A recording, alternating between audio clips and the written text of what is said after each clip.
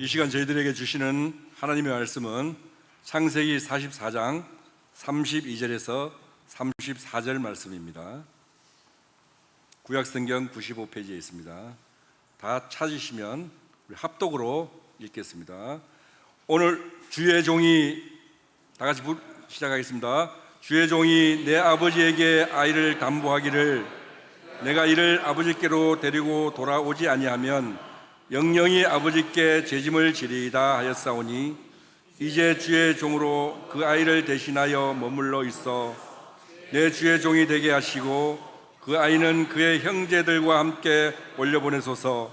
그 아이가 나와 함께 가지 아니하면 내가 어찌 내 아버지에게로 돌아갈 수 있으리까. 두렵건대 제가 내 아버지에게 미침을 보리이다. 아멘. 담임 목사님 나오셔서 말씀 전하시겠습니다. 할렐루야. 지난 한 주간도 주의 은혜 가운데 강건하셨어요? 네. 옆에 분들하고 인사하실 때 이번 주에 청소년부 유치부 수련회가 있습니다. 청소년부 수련회 위해서 청소년부 유치부 위해서 기도해 주십시다. 인사하시기 바랍니다. 청소년부 유치부 위해서 기도해 주십시다.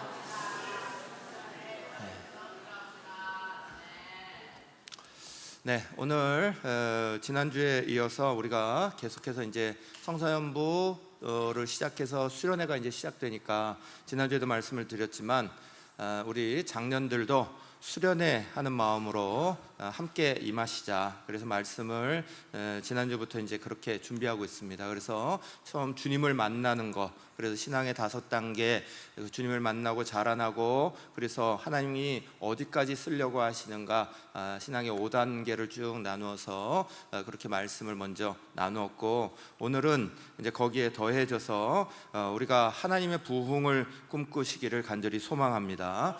하나님의 부흥을 꿈꾸기 위해서 하나님의 부흥의 열쇠가 되는 것을 오늘 같이 말씀을 좀 나누려고 합니다. 오늘 말씀은 요셉의 이야기 속에 들어가 있는 유다에 관련되는 이야기예요. 그래서 창세기에는 끝부분에 요셉의 이야기가 이렇게 기록되어 있는데, 그 요셉의 이야기에는 이제 요셉의 개인적인 것뿐만 아니라 그것을 넘어서서 하나님의 놀랍게 요셉을 사용하셔서 부흥케 하시는 사건에 대한 것이 나타납니다. 그런데 그 하나님의 부흥을 향해서 이렇게 일으키시는 하나님의 부흥의 역사에 열쇠가 되는 사람이 있어요. 그 사람이 바로 유다라는 사람입니다. 그래서 오늘 거기에 대한 말씀들을 이렇게 쭉 보면서 우리가 이 땅에 있으면서 우리 부흥이라는 것들을 꿈꾸고 얘기하고 말하는데, 그런데 진정으로 우리가 그 부흥의 자리를 여는 열쇠가 어떠한 것인가 잘 생각하시고 또 함께 말씀 속에 우리가 그런 교회 되기를 간절히 소망합니다. 저는 우리 새날교회 오고 나서 새날교회가 하나님 앞에 쓰임받을 가능성이 너무 많다, 저는 그렇게 믿습니다. 왜냐하면 하나님 앞에 전심을 다하는 예배를 기뻐하거든요. 우리 성도들이 하나님을 향해서 전심을 다해 예배하고 또 하나님 앞에 기도하고 그것을 하나님 앞에 다 드리는 것을 너무 기쁘게 생각하는 교회이니까, 그러니까 하나님은 우리 새날교회를 사용하셔서 한국교회의 그루터기 같이 다시 꽃이 피게 하시고 싹이 나게 하시고 놀라운 은혜의 역사를 보게 하시는 부흥의 역사를 다시 하게 하실 하나님의 능력이 함께할 수 있는 자리다, 저는 그렇게 믿습니다. 그래서 오늘 우리가 다시 한번 부흥을 꿈꾸고 그 부흥의 자리를 향해 나아갈 때, 부흥은 우리가 생각한 이런 숫자가 많아지고 이런 양적 부흥, 질적 부흥 이런 거를 더 넘어서 그것을 전체적으로 보여주시고 주장하신 하나님의 부흥의 역사가 있어요. 그 하나님의 부흥이 어떻게 일어나게 되는지, 오늘 사실은 이 창세기 마지막에 있는 요셉의 이야기는 그것을 너무 잘 가르쳐 줍니다. 오늘 말씀을 같이 대할 텐데, 평소에 제가 이렇게 설교하는 거하고 다르게 오늘 좀 진행이 될 거예요. 그건 어떻게 생각하시면 여러분들이 좀 딱딱하게 느끼실 수도 있을 거예요. 왜냐하면 말씀이 많이 나올 거예요. 오늘 자막으로 말씀이 많이 뜰 거라 여러분들 그걸 쭉 잘 따라오시면서 이렇게 말씀을 좀 들으시기를 바랍니다. 조금 딱딱하게 느껴지실 수도 있지만 우리에게 실제적으로 부흥의 열쇠를 가르쳐주고 그것을 이끌어 주시는 것은 하나님의 말씀인 줄로 믿습니다. 그 안에 깨달음이 우리 가운데 오는 것이 중요한 거예요. 그래서 오늘은 말씀에 좀 집중해서 이렇게 설교를 같이 좀 나누려고 합니다. 먼저 본문 창세기 44장 32절 33절 우리가 한 목소리를 다시 한번 읽으시죠. 주의 종이 내 아버지에게 아이를 담보하기를 내가 이를 아버지께로 데리고 오지 아니하면 영영이 아버지께 죄짐을 지리이다 하였사오니 이제 주의 종으로 그 아이를 대신하여 머물러 있어 내 주의 종에 하시고 그 아이는 그의 형제들과 함께 올려 보내소서. 아멘. 오늘 이 32절 33절의 이야기는 유다의 고백입니다. 유다가 요셉을 만나고 그리고 나서 이제 공경에 처했을 때 유다가 이 이야기를 하게 되는데 여기까지 어떤 일들이 있었는가 하는 것들을 우리는 먼저 좀 이해해야 합니다. 요셉은 우리가 잘 아는 대로 성경에서 아주 유명한 사람입니다. 요셉은 어릴 때 꿈을 꾸고 그 꿈을 형들에게 말했다가 형들에게 시기 질투를 받게 됩니다. 그리고 나서 애굽으로 팔려가게 되고 노예 생활 종살이 하게 되고 거기서도 또 잘했다가 억울함을 또 당하게 되고 그래서 죄수의 모습이 되고 그렇게 바닥으로 내려가다가 어느 날 하나님이 갑자기 총리가 되게 만드시고 그 총리의 역사로 그 나라를 살게 했을 뿐만 아니라 그 근처에 있는 모든 나라들을 살게 하고 가장 중요한 건 하나님의 뜻에 따라 그 이스라엘의 작은 부족을 큰 민족으로 성장시키는 일에 쓰임받게 되는 사람이 요셉이죠. 요셉 이전에는 아브라함 한 명 믿음의 사람이었습니다. 1대죠.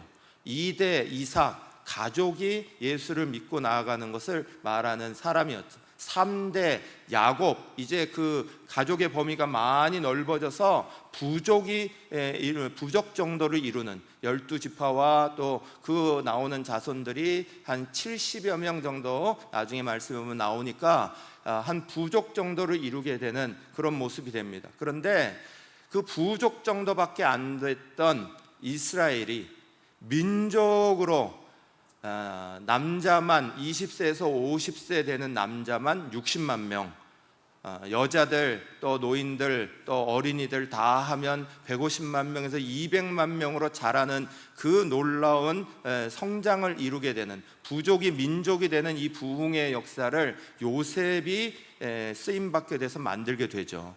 그래서 이 요셉의 이야기는 큰 부흥의 역사가 안에 담겨져 있어요. 그런데 이것이 그저 만들어진 건 아니다. 우리가 말씀 가운데 하나님이 우리에게 주시는 부흥의 열쇠도 있는 거예요.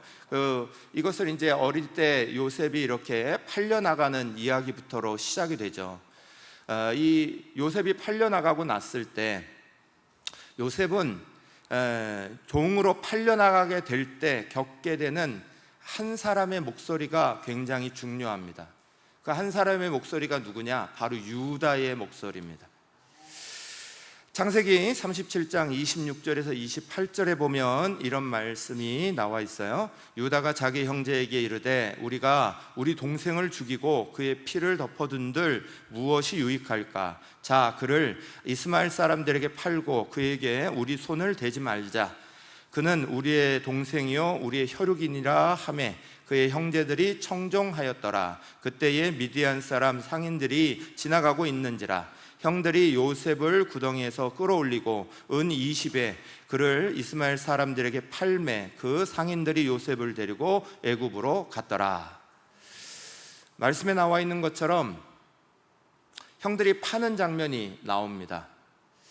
요셉이 형들에게 도시락을 갖다 줘라, 아니면 물건을 좀 갖다 줘라 하는 아버지의 얘기를 듣고 형들에게 찾아가죠.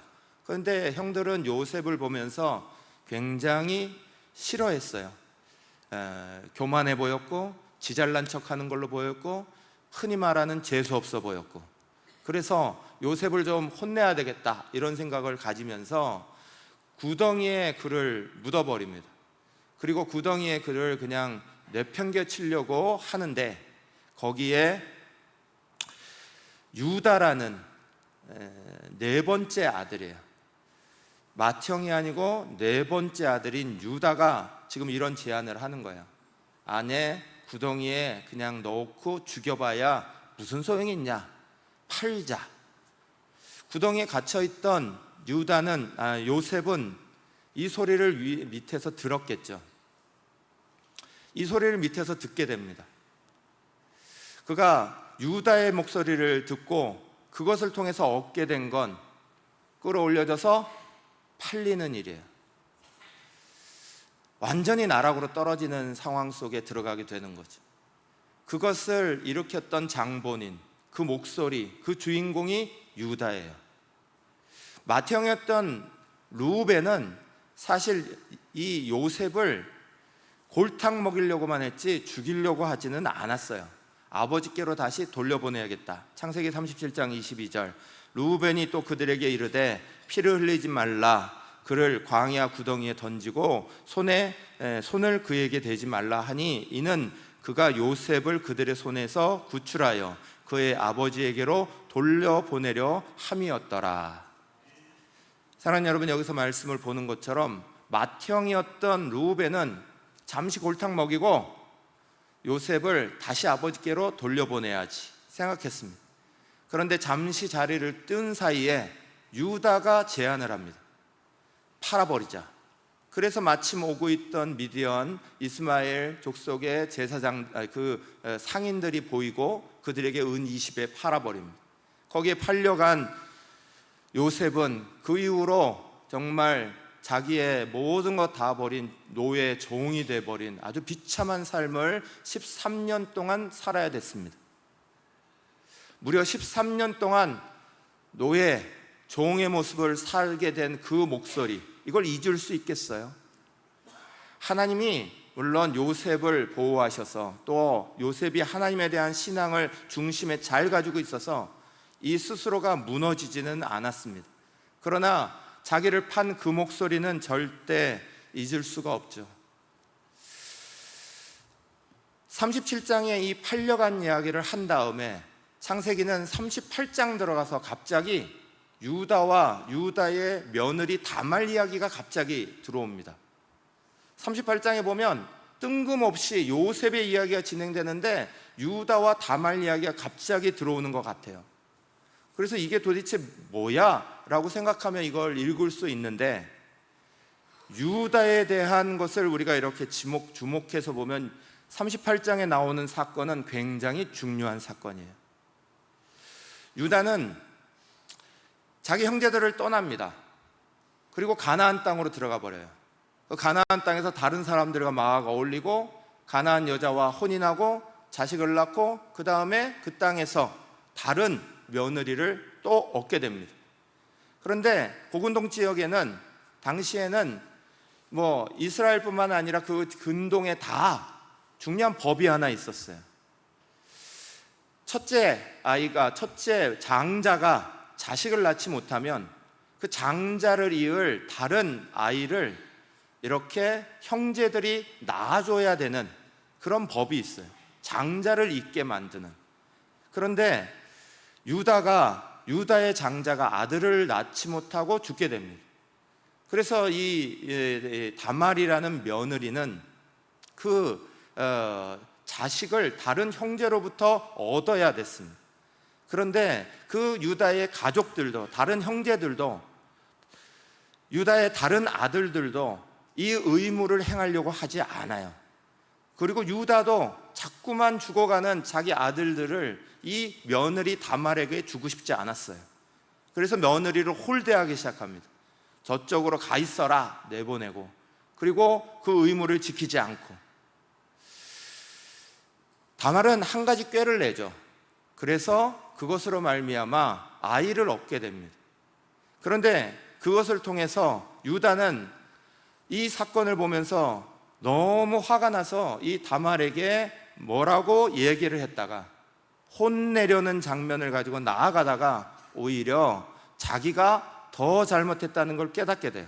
창세기 38장 26절 상반절에 보면 유다가 그것들을 알아보고 이르되 그는 나보다 옳도다. 내가 그를 내 아들 셀라에게 주지 아니하였음이로다. 이렇게 말합니다. 그는 나보다 옳도다. 이 한마디 속엔 사실 이 다말과의 관계뿐만이 아니라 유다가 자기가 가족에게 대한 것, 자기가 자기의 삶에 대한 것, 그 속에서 잘못했던 것을 고치는, 회개하는 일들이 일어나게 돼요. 자기 스스로 회개하지 못할 때 자기 가족을 보면서, 아들의 문제를 보면서, 집안에 일어나는 것 때문에 어쩔 수 없이 유다가 내가 잘못했구나 라고 고치는 사건이 일어납니다. 그게 유다가 완전히 바뀌는, 유다 인생을 바꾸는 사건이 됐어요. 그리고 나서 한 20년이 지나고 나서 드디어 대흉년이 찾아오고 어쩔 수 없이 곡식이 있는 애굽으로 가서 곡식을 사올 수밖에 없는 상황이 되어서, 그래서 형제들이 유다와 함께 또 모든 형제들이 다 찾아가죠. 그리고 곡식을 받아옵니다. 그리고 곡식을 받아오는 과정 가운데 한 명이 뭔가 잘못해서 남아있고 나머지 데려올 때는, 또다시 올 때는 이 한 명을 찾으려면, 시므온이라는 형제가 남게 됐는데 그 형제를 찾아오려면 집에 아버지하고 같이 있는 베냐민을 데려와라. 요셉이 이제 그걸 요구하죠. 그래서 이제 요셉이 그것을 막 요구하는 과정 가운데 다시 찾아가야 되는데, 중요한 건 아버지 야곱이 요셉을 잃고 난 다음에 베냐민을 굉장히 집착하는 거예요. 이 막내를 절대 내보내지 않고 싶어 했어요. 죽이고 싶어 하지 않았죠. 혹시 갔다 오는 길에 강도 만나서 이 아들까지 죽으면 나는 어떡하나, 그런 염려 때문에 아들을 놓지 않아요. 그래서 못 가죠. 그러니까 양식은 다 떨어져 가고 다시 양식을 사야 되는 시간이 와서 애굽으로 가야 하는데, 곡식 사러 가려면 요셉이 얘기한 대로 베냐민 데려와라, 그거를 해야 됐고, 그 곡식을 사러 베냐민을 데려가려면 야곱을 설득해야 됐는데 야곱은 놓지 않고, 그러면 루벤이 맏형이니까 아버지를 잘 설득해서 그걸 데려가야 되는데 아버지가 루벤의 말도 듣지 않아요. 그러니까 43장에 보면 유다가 다시 나섭니다. 넷째 아들이었던 유다가 다시 나서는데 이렇게 말합니다. 유다가 그의 아버지 이스라엘에게 이르되 저 아이를 나와 함께 보내시면 우리가 곧 가리니 그러면 우리와 아버지와 우리 어린아이들이 다 살고 죽지 아니하리이다. 그 다음 말이 중요합니다. 같이 읽어보시죠. 내가 그를 위하여 담보가 되리니 아버지께서 내 손에서 그를 찾으소서. 내가 만일 그를 아버지께 데려가다가 아버지 앞에 두지 아니하면 내가 영원히 죄를 지리이다. 여기에 나타나는 유다는 요셉을 팔자 말했던 유다와 달라져 있습니다. 그저 우리의 형제니까 팔아버리자가 아니라 유다는 이제 형들 대신에 내가 베냐민을 책임지겠습니다. 만약 오지 않으면 내가 베냐민의 죄를, 베냐민의 그 몫을 내게서 차주십시오. 아버지에게 그렇게 말하고 떠나죠. 데리고 갑니다. 유다가 달라진 모습이 나타납니다. 그 모습이 요셉 앞에 가서도 그대로 있습니다. 요셉이 베냐민만 놔두려 했습니다. 베냐민만 여기에 두려고 했습니다. 나머지는 다 돌려보내려고. 그런데 이가 요셉인지를 알지 못했던 형들은 데려가야 되죠. 아버지가 큰일 나니까, 동생 막내까지 잃어버리면 나는 쓰러진다 이랬으니까 데려가야 되는 자리에 유다가 요셉 앞에 오늘 우리가 읽은 본문과 같이 그렇게 말합니다. 창세기 44장 32절 33절 주의 종이 내 아버지께 아이를 담보하기를 내가 이를 아버지께 데리고 돌아가지 아니하면 영영이 아버지께 죄짐을 지리이다 하였사오니 이제 주의 종으로 그 아이를 대신하여 머물러 있어 내 주의 종이 되게 하시고 그 아이는 그의 형제들과 함께 올려 보내소서. 아멘. 유다는 이제 자기가 십자가를 지겠다는 거야. 내가 이 아이 대신에 여기 남아서 종이 되겠습니다요. 전에 요셉을 팔았던 유다는 그 형제들을 부추겨서 자신을 팔았는데, 그런데 오늘 자기에게 말하고 있는 유다는 자기가 이 책임을 지겠습니다 하는 유다예요. 그 사이에 유다와 다말 사건을 통해서 회개하고 인생의 전환을 가진 유다는 자기가 정말 이 문제에 대해서 먼저 십자가 지겠다 하는 마음이 있어요. 사랑하는 여러분, 이게 어떠한 결과를 만들까요? 이게 어떤 놀라운 역사를 만드나? 요셉의 마음은 처음에 베냐민만 살리려는 거예요. 바로 밑에 동생이고 나머지 형들은 아직도 다 밉고, 그래서 그저 양식을 줘서 팔지만 여기까지 데리고 나올 생각은 하지 않아요. 창세기 44장 17절에 요셉이 이르되 내가 결코 그리하지 아니하리라. 자니 그 손에 발견된 자만 내 종이 되고 너희는 평안히 너희 아버지께로 도로 올라갈 것이니라. 그래요. 돌아가는 길에 은잔을 베냐민의 잔에, 베냐민의 주머니에 집어넣어 놓고 그 은잔이 발견된 베냐민만 여기 남고 나머지는 다 가라, 다시 다 돌아가라. 이게 요셉의 원래 생각이에요. 그런데 자기에게 와서 말하는 유다, 그 유다는 예전에는 분명히 자기를 팔아넘기자 했던 목소리였는데 지금 유다의 목소리는 내가 책임을 질게요, 내가 대신 종이 될게요, 내가 십자가를 질게요 하는 모습으로 바뀌어 있는 거예요. 여러분, 유다의 목소리, 자신을 팔아버리자 했던 그 목소리가 이제는 내가 짐을 집니다, 내가 이 아이를 보호하겠습니다 하는 것으로 바뀐 목소리를 들은 요셉이 어떤 줄 아세요? 바로 다음에 있는 창세기 45장 1절 2절에 이렇게 말합니다. 요셉이 시종하는 자들 앞에서 그 정을 억제하지 못하여 소리질러 모든 사람을 자기에게서 물러가라 하고 그 형제들에게 자기를 알리니 그때에 그와 함께한 다른 사람이 없었더라. 요셉이 큰 소리로 우니 애굽 사람들에게 들리며 바로의 궁중에 들리더라. 아멘. 요셉의 마음 가운데 20년 넘게 꾹꾹 눌러놨던 그 원망과 그 마음이 유다의 고백 속에 풀어집니다. 유다가 달라진 모습, 유다가 자기를 팔던 모습이 아니라 그 형제를 보호하겠다고 자기를 헌신하고 있는 모습, 자기를 희생하고 있는 모습.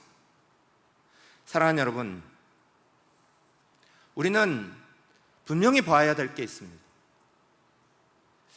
이 하나님 나라의 부흥, 하나님의 역사의 부흥에 중요한 것은 한 사람의 회개와 그 한 사람의 회개가 미치는 영향력이에요. 오늘 우리의 삶에 또 요셉의 모습을 보며 우리는 꼭 생각하시고 찾아내야 되는 게 있어요. 요셉은 이게 자기 개인의 사건이었어요. 그저 내하고 친했던 내 바로 밑에 있던 동생 베냐민만 나오면 되는 거였어요. 개인의 사건이었는데 그것을 하나님은 회개하고 고치고 바꾸시는 사건을 통해 요셉의 마음을 풀어놓으셨을 뿐만 아니라 하나님의 역사를 만들어가는 일에 쓰이시기 시작합니다. 이 고백을 들은 요셉이 막 엉엉 울어요. 엉엉 울고 속에 있는 것이 울분이 다 터져나오고, 그리고 나서 하나님의 계획을 깨닫습니다. 45장 5절에서부터 8절에 그래서 이런 고백을 합니다. 당신들이 나를 이곳에 팔았다고 해서 근심하지 마소서, 한탄하지 마소서. 하나님이 생명을 구원하시려고 나를 당신들보다 먼저 보내셨나이다. 이 땅에 2년 동안 흉년이 들었으나 아직 5년은 밭갈이도 못하고 추수도 못할지라 하나님이 큰 구원으로 당신들의 생명을 보존하고 당신들의 후손을 세상에 두시려고 나를 당신들보다 먼저 보내셨나니 그런즉 함께 읽어볼까요? 나를 이리로 보낸 이는 당신들이 아니요 하나님이시라. 하나님이 나를 바로에게 아버지로 삼으시고 그 온 집의 주로 삼으시며 애굽 온 땅의 통치자로 삼으셨나이다. 사랑하는 여러분, 요셉은 유다의 목소리 속에 처음에는 끌려가는 비참함을 만나지만 두 번째는 유다의 목소리 속에 회개한 유다, 십자가를 지겠다고 나서는 유다의 목소리 속에 하나님의 역사를 보기 시작하는 거야. 내 개인의 사건이 아니라 이것은 하나님이 우리를 이끄시는 전체적인 사건이다. 사랑하는 여러분, 오늘 우리는 하나님의 부흥에 대해서 말하고 있습니다.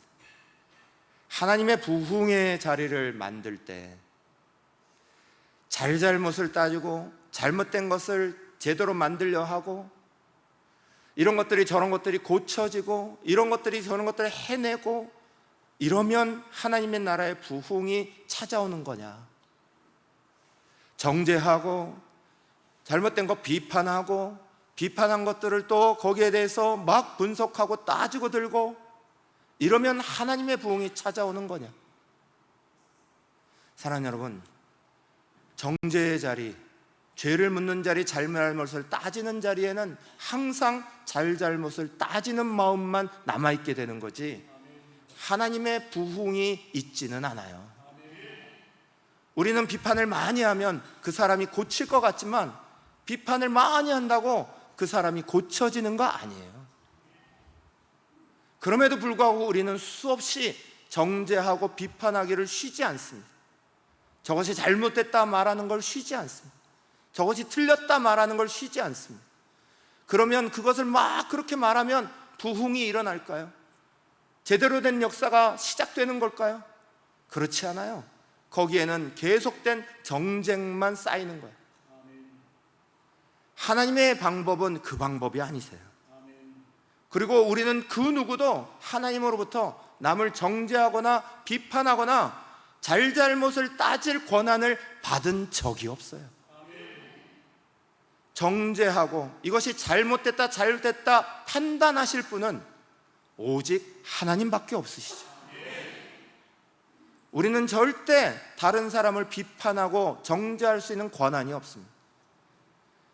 그건 이 사람이 잘했다 잘못됐다를 내가 판단한다는 건 내가 심판자 되겠다는 이야기잖아요.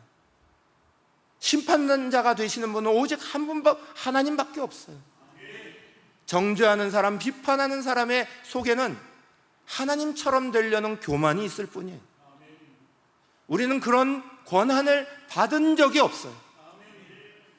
주님께서 우리에게 맡기신 권한은 정죄하는 권한이 아니에요.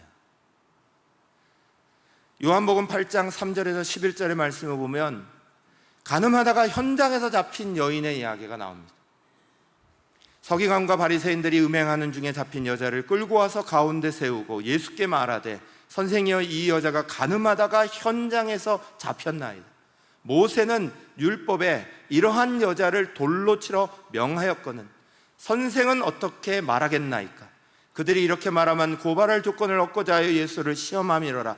예수께서 몸을 굽히사 손가락으로 땅에 쓰시니 그들이 묻기를 마지 아니하는지라. 이에 일어나 이르시되 너희 중에 죄 없는 자가 먼저 돌로 치라 하시고 다시 굽혀 손가락으로 땅에 쓰시니 그들이 이 말씀을 듣고 양심의 가책을 느껴 어른으로부터 시작하여 젊은이까지 하나씩 하나씩 나가고 오직 예수와 그 가운데 섰는 여자만 남았더라. 예수께서 일어나서 여에게 아무도 없는 것을 보시고 이르시되 여자여, 너를 고발하던 그들이 어디 있느냐? 너를 정죄한 자가 없느냐? 대답하되 주여 없나이다. 예수께서 이르시되 나도 너를 정죄하지 아니하노니 가서 다시는 죄를 범하지 말라 하시니라. 아멘. 모세의 법에는 현장에서 잡혀온 사람 분명하게 돌로 치라 그랬다는 거예요. 이 여자는 분명히 현장에서 잡혀왔습니다. 그런데 예수께서는 뭐라 하십니까? 죄 없는 자가 먼저 돌로 치라 그러십니다. 그 말에 죄 없는 자라고 느끼는 자 하나는 없이 다 죄에 있다라고 느꼈기에 양심의 가책을 받고 하나씩 하나씩 다 떠났다는 거예요. 그래서 주님이 다시 말씀하시길 나도 너를 정죄하지 아니하노니 너는 다시 가서 이와 같은 죄를 짓지 말라 그러십니다.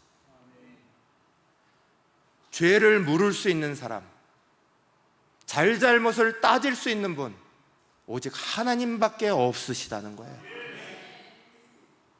그럼에도 불구하고 우리는 수없이 잘잘못을 따집니다. 수없이 다른 사람의 잘못을 지적질합니다. 비판합니다. 고치라고 말합니다. 그러면서 우리는 실제로 우리의 모습을 보지 못하는 경우가 더 많은 거예요. 사랑하는 여러분, 잘잘못을 따지는 방법은 하나님 나라를 부흥케 하는 방법이 아닙니다. 세상에서는 그렇게 할지 몰라도 하나님 나라는 정죄함으로 일어나는 게 아니에요. 비판하고 비난함으로 고쳐지는 나라가 아니에요. 예수께서도 이 여인에게 나도 너를 정죄하지 아니하겠다 그러셨어요. 그러면서 가서 다시는 이와 같은 죄를 짓지 마라 그러셨어요. 정죄하는 게 죄를 없애는 게 아니라 다시 죄를 짓지 않으려고 하는 마음이 그에게 일어날 때, 그럴 때 그 죄가 사라지는 거예요. 사랑하는 여러분, 사람은 누구도 다른 사람을 정죄하거나 비판할 수 없고 성경은 우리를 거기서부터 끌어내셨다고 로마서 8장 1절 2절이 말합니다. 그러므로 이제 그리스도 예수 안에 있는 자에게는 결코 정죄함이 없나니 이는 그리스도 예수 안에 있는 생명의 성령의 법이 죄와 사망의 법에서 너를 해방하였음이라. 아멘. 그러면서 말씀하시기를 로마서 14장 10절 내가 어찌하여 내 형제를 비판하느냐? 어찌하여 내 형제를 업신여기느냐? 우리가 다 하나님의 심판대 앞에 서리라 그랬습니다. 너도 하나님 앞에 심판 앞에 선 사람이지만 나도 하나님 앞에 심판대 앞에 설 사람이라는 거예요.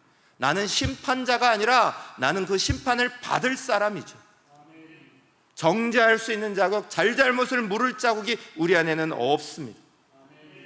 그래서 성경은 말씀하시기를 누가복음 6장 37절 38절 비판하지 말라 그리하면 너희가 비판을 받지 않을 것이요 정죄하지 말라 그러면 너희가 정죄를 받지 않을 것이요 용서하라 그러하면 너희가 용서를 받을 것이요 주라 그리하면 너희에게 줄 것이니 곧 후이되어 누르고 흔들어 넘치도록 하여 너희에게 안겨주리라. 너희가 헤아리는 그 헤아림으로 너희도 헤아림을 도로 받을 것이니라 그러셨어요. 사랑하는 여러분, 저와 여러분은 하나님의 나라의 부흥을 꿈꿉니다.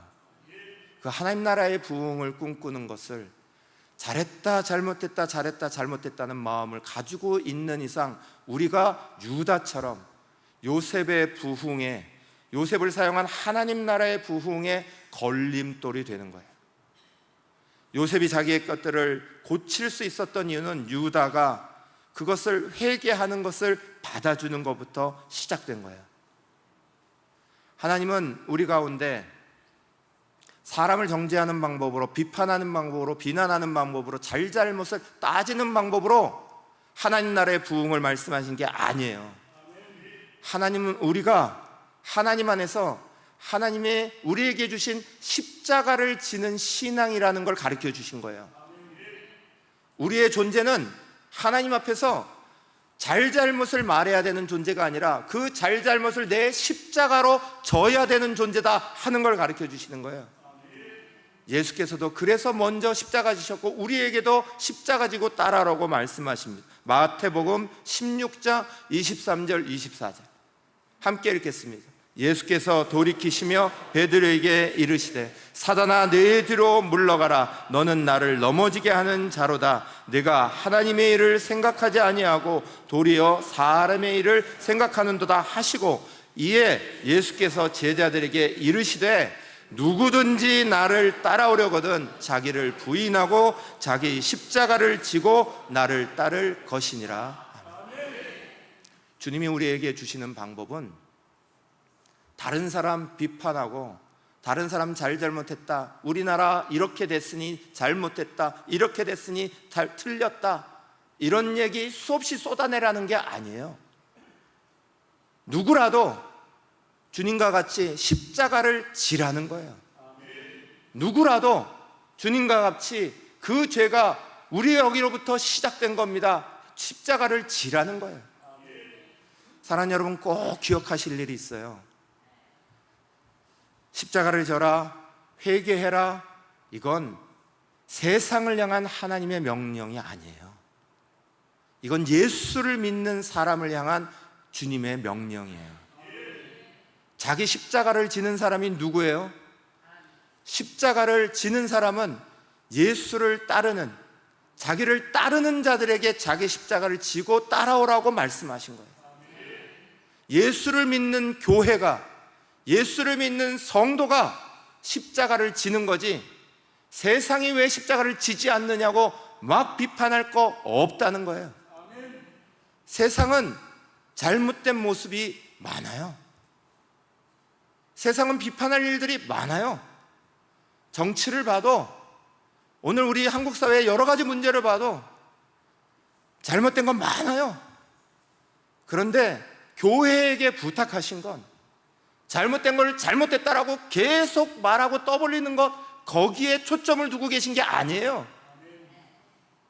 그걸 우리의 죄입니다, 내 죄입니다, 짊어지는 교회를 원하시는 거죠.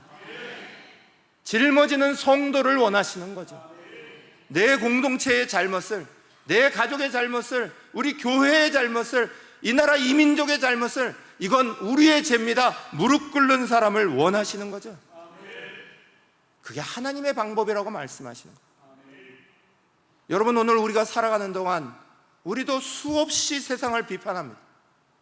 이런 거 잘못됐어요, 이런 것도 틀렸어요. 그러나 우리의 마음속에 얼마나 이걸 십자가로 지려고 하는 마음은 있나요?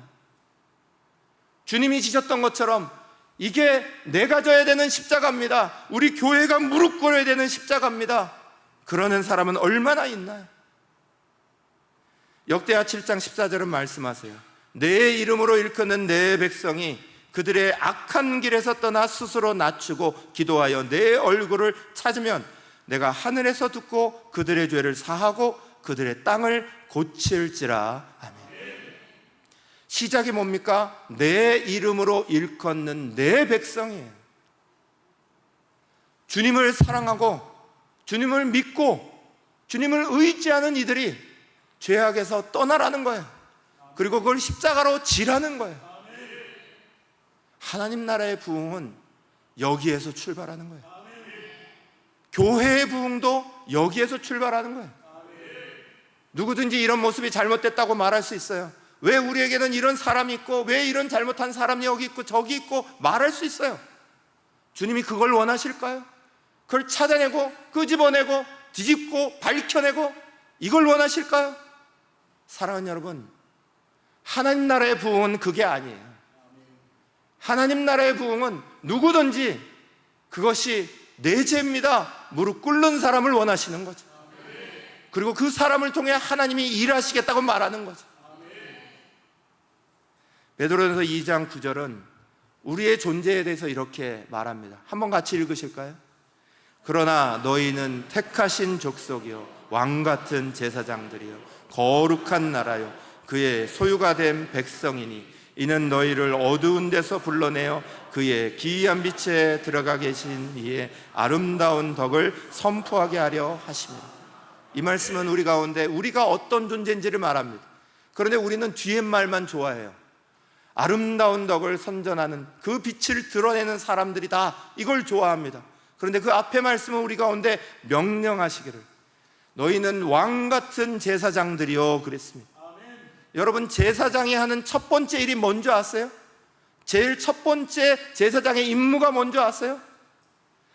자기의 죄가 아니어도 백성들이 가지고 나온 죄를 하나님 앞에 속죄하는 일이 제사장의 일이에요. 제사장은 다른 사람의 죄를 받고 그 죄를 하나님 앞에 속죄하는 일을 대신하는 게 제사장이었다고요. 우리를 향하여 주님은 왕같은 제사장이다 말합니다. 너희 나라가, 너희 가정이, 너희 교회가, 너희 공동체가 하나님 앞에 부끄러운 모습을 가질 때 비판하고 서는 자리가 아니라 그걸 속죄하고 무릎 꿇고 십자가 지는 일을 찾는다고 말씀하고 계시는 거예요. 사랑하는 여러분, 우리는 하나님 나라의 부흥을 꿈꿔야 돼요. 누구 한 사람 잘 되고 안 되고 이게 중요한 게 아니잖아요. 하나님 나라의 부흥은 요셉을 통해 우리 가운데 분명히 보여주시기로 열쇠가 있다는 거예요. 유다의 회개, 자신을 고치고 이제는 내가 책임지는 사람 되겠습니다. 이제는 내가 이 형제를 대신해서 내가 종이 되겠습니다. 내가 십자가 대신 지는 사람 되겠습니다 말하니까 요셉은 그 모든 마음이 다 녹아집니다. 개인의 문제였던 베냐민 데려오는 문제가 이스라엘 전체를 데려오고 부흥케 하는 일로 바뀌어 나가는 거예요. 마지막에 요셉을 통해서 다시 한번 요셉이 고백하는 것, 창세기 50장 17절에서 또 19절 20절 말씀입니다. 이렇게 다시 말하죠. 너희는 이같이 요셉에게 이르라. 내 형제들이 내가 내게 악을 행하였을지라도 이제 바라건대 그들의 허물과 죄를 용서하라 하셨나니. 여기까지는 야곱이 죽어가면서 마지막으로 죽을 때 그 형제들에게 했던 말이에요. 형들은 이제 아버지가 죽으면 요셉이 다시 변해서 이것들을 우리를 다 해야 하는 일로 하지 않을까 걱정해서 이 말을 합니다.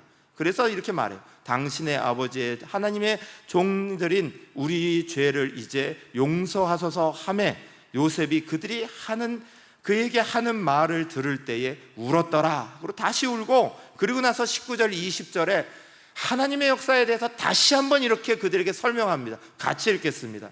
요셉이 그들에게 이르되 두려워하지 마소서. 내가 하나님을 대신하리이까. 당신들은 나를 해하려 하였으나 하나님은 그것을 선으로 바꾸사 오늘과 같이 많은 백성의 생명을 구원하게 하시려 하셨나니. 요셉은 이걸 자기 개인의 사건으로 이제 받지 않는다는 거예요. 하나님 나라의 부흥으로 받았다는 거예요. 전 인생에 어떤 고난을 겪었던, 어떤 상처를 겪었던, 그거보다 더 큰 하나님의 부흥, 하나님의 역사를 볼 수 있는 마음. 사랑하는 여러분, 저와 여러분은 오늘 먼저 그것이 나의 잘못이다, 누구의 잘못이다 하기 전에 우리의 잘못이 떠오르고, 우리 나라의 잘못이 떠오르고, 오늘 우리가 살아가는 자리의 잘못이 떠오르면 하나님 앞에 먼저 무릎 꿇고 회개를 기뻐하는 교회가 되시기를 축원합니다. 자기 십자가를 지기를 즐거워하는 교회가 되기를 간절히 축원합니다. 그리고 그것을 하는 사람이 있다면, 회개하는 자리가 있다면 문을 열고 요셉처럼 받아야 합니다. 하나님의 은혜의 역사를 받아야 합니다. 고치신 역사를 받아야 되는 거예요. 그게 부흥으로 나가는 길이에요. 신약에 와서도요, 바울이라는 사람이 있죠. 바울은 교회를 핍박하고 교인들을 죽이던 사람입니다. 그 사람이 회개했을 때 바나바라는 사람은 적극적으로 나서서 바울을 받아들입니다. 그리고 다른 사람에게도, 다른 교회 전체에게도 바울이 변했습니다. 바울이 바뀌었습니다. 바울을 형제로 받아야 합니다. 바울을 써야 합니다. 바울이 하나님 나라를 위해 쓰임받을 수 있습니다. 적극적으로 말합니다. 그리고 그렇게 받아들여진 바울이 무슨 일을 합니까? 그 예루살렘에만 머물 주의 복음을 이방의 교회들을 세우며 곳곳으로 퍼뜨리는 가장 일등공신이 되지 않습니까? 교회를 부흥케 하고 왕성케 하는 일에 쓰임받지 않습니까? 사랑하는 여러분, 저와 여러분은 오늘 우리의 삶의 자리 가운데 하나님 나라의 부흥을 그저 뭔가를 잘 고치면, 뭔가를 잘 바꾸면, 이 잘못된 것을 찾아내서 그것을 뒤집어 버리면 부흥이 일어날 거라고 착각하지 마십시오. 하나님 나라의 부흥은 잘잘못 따지는 데서 오는 게 아니에요. 하나님 나라의 부흥은 십자가를 지는 사람이 있을 때 일어나는 부흥이에요. 그리고 그 십자가를 내가 지겠습니다 주님 앞에 고백하고 그 십자가의 자리로 회개하고 돌아오는 사람을 받아주는 자리, 그게 하나님 나라의 부흥을 만들어내는 거예요. 지난 13일에 미국에는 큰일이 벌어졌죠. 대통령 유세 중이던 대통령 후보, 아직 대선 후보로 막 뛰고 있던 도널드 트럼프 전 대통령이 유세 중에 저격당하는 사건이 있었습니다.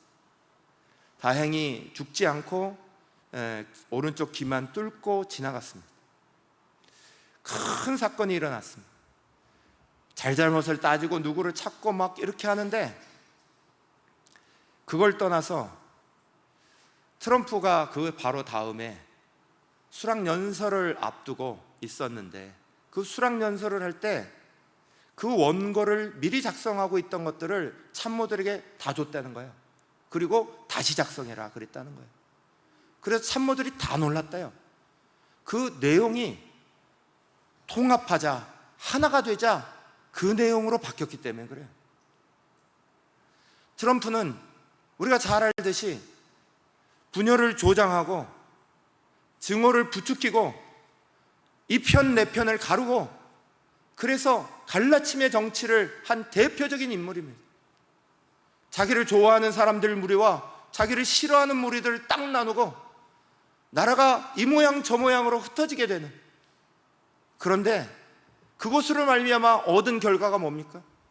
자신이 저격당하는 일에 쓰는 것밖에 없는 거예요. 그것을 당하고 나서 트럼프는 통합을 이야기합니다. 갈라침이 아니라는 거예요.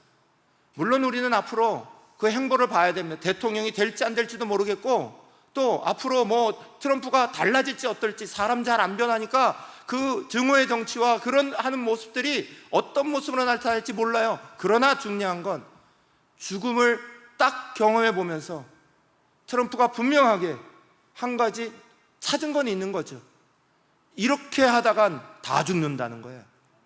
이쪽도 싸우고 이쪽도 싸우고 끊임없는 싸움으로는 결국 이 나라가 자기를 비롯해 다 죽는다는 거예요.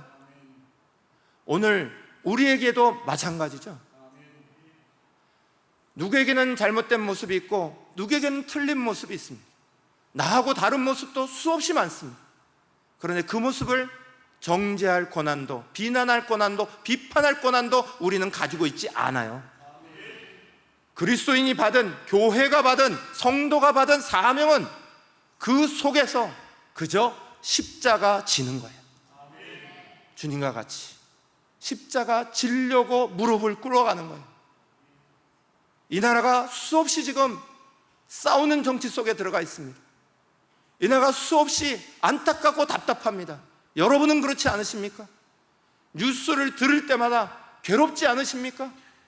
매일 싸우는 이야기들이 나옵니다. 우리 청소년들의 이야기를 들으면 괴롭지 않으십니까? 그 안에서 서로 분열하고 갈라치고 따시키고, 여러분, 이런 일들이 우리 대한민국 안에 곳곳으로 퍼져나갑니다. 독보습같이 퍼져나갑니다. 한국의 교회가 이렇게 많은데, 그리스도인들이 이렇게 많은데 하나님은 뭘 찾으시겠습니까?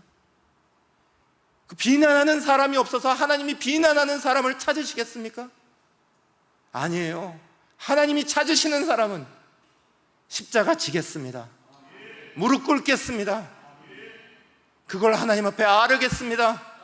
이 사람이죠.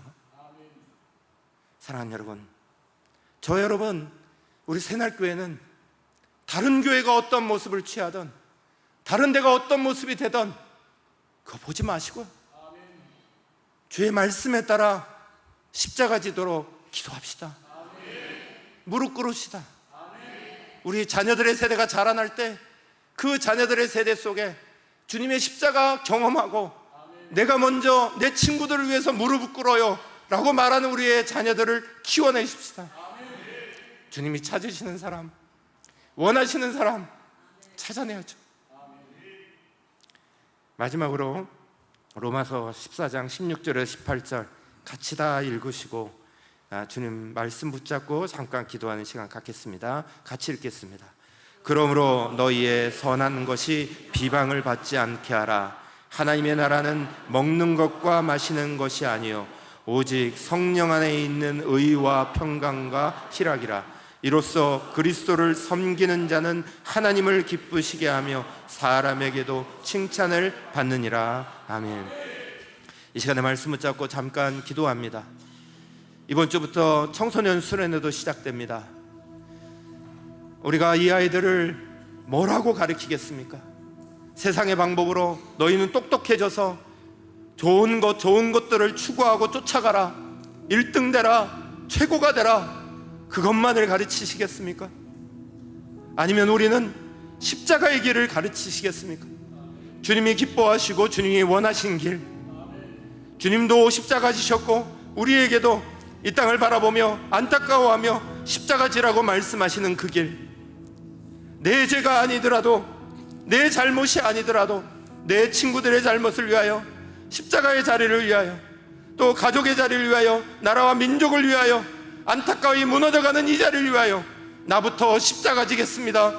나부터 무릎 꿇겠습니다. 우리는 그것을 가르쳐야 되지 않으시겠습니까? 사랑하는 여러분이여, 이 시간 주님 앞에 기도합시다. 주님, 제가 정죄하는 입술, 비판하는 입술, 비난하는 입술이 되지 않게 하여 주십시오. 내가 주님 앞에 십자가를 지는 사람이 되게 해주십시오. 진정한 그리스도인의 자리를 걸을 수 있도록 하나님 도와주십시오. 우리 주여 외치며 함께 기도하겠습니다. 주여, 아버지, 하나님을 향하여 믿음의 길을 걸어가는 사랑하는 성도들 있게 하여 주옵소서.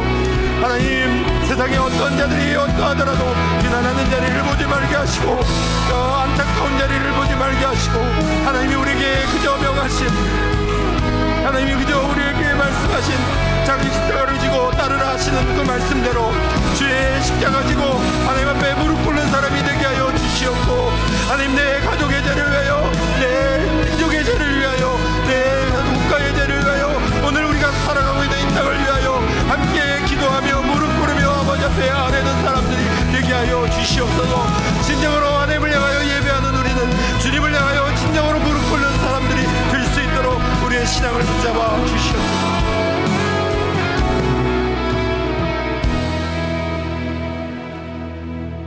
살아계시고 역사하시는 하나님, 주님이 우리에게 명하신 내용이 무엇인지를 깨닫고 알기를 원합니다. 하나님, 좋지 않아 보이는 것, 나빠 보이는 것, 잘못됐다고 생각되는 것, 비판하고 고치려 잘못 따지고 분석하기는 쉽습니다. 그러나 거기에 주님 앞에 무릎 꿇는 한 사람을 찾고 계시는 주님의 마음은 오늘도 너무나 공허한 것처럼 느껴지고 없는 것처럼 느껴지는 이 시간들입니다. 주여, 우리부터 주님 앞에 무릎 꿇게 하여 주시옵소서. 오늘 이 나라와 이 민족이 가는 길에 대하여 무릎 꿇게 하여 주시옵고, 우리 교회가 가는 길에 대하여 무릎 꿇게 하여 주시옵고, 가정이 하나님 앞에 바로 서도록 기도하게 하며 무릎 꿇게 하여 주시옵소서. 주님 명하신 대로 우리는 그저 십자가지라는 주님의 명령대로 그렇게 십자가지고 기도할 수 있는 믿음이 있게 하여 주시옵소서. 그 속에 주님 주시는 부흥을 만나기를 원합니다. 하나님께서 바꾸시는 부흥을 만나기를 원합니다. 우리 선조들에게 허락하셨던 것처럼, 평양의 대부흥이 일어났던 것처럼, 그 무릎을 꿇을 때에 그 놀라운 변화의 부흥들이 일어났던 것처럼, 요셉에게 큰 부흥의 자리가 찾아왔던 것처럼, 오늘 우리에게도 하나님의 부흥을 꿈꾸게 하시고 허락하여 주시옵소서. 축복하며 예수님의 이름으로 간절히 기도합니다. 아멘.